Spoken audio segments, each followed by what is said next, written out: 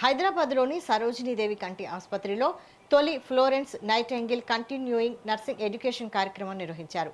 తెలంగాణలో ఈ తరహా కార్యక్రమం నిర్వహించడం ఇదే తొలిసారి కావడం విశేషం.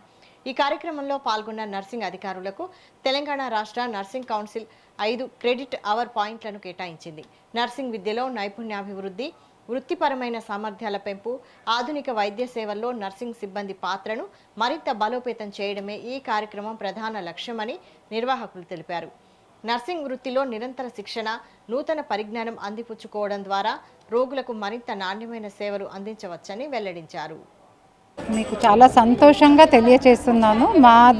మా వద్ద ఈరోజు పొద్దున్న 8 గంటల నుంచి ఇప్పటి వరకు సిఎన్ఈ అంటే కంటిన్యూయింగ్ నర్సింగ్ ఎడ్యుకేషన్ ప్రోగ్రామ్ ఒకటి జరిగింది.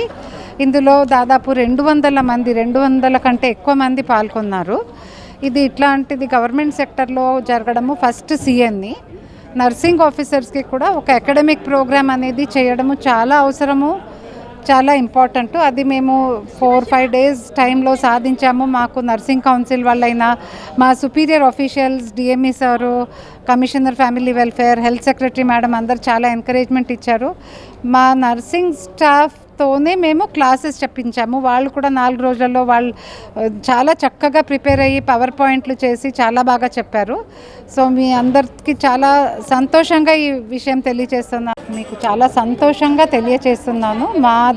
మా వద్ద ఈరోజు పొద్దున్న 8 గంటల నుంచి ఇప్పటి వరకు సిఎన్ఈ అంటే కంటిన్యూయింగ్ నర్సింగ్ ఎడ్యుకేషన్ ప్రోగ్రామ్ ఒకటి జరిగింది.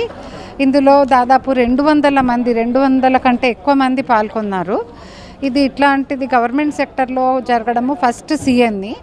నర్సింగ్ ఆఫీసర్స్కి కూడా ఒక అకాడమిక్ ప్రోగ్రామ్ అనేది చేయడము చాలా అవసరము, చాలా ఇంపార్టెంట్. అది మేము 4-5 డేస్ టైంలో సాధించాము. మాకు నర్సింగ్ కౌన్సిల్ వాళ్ళైనా, మా superior officials, DME sir, commissioner family welfare, health secretary madam అందరు చాలా ఎంకరేజ్మెంట్ ఇచ్చారు.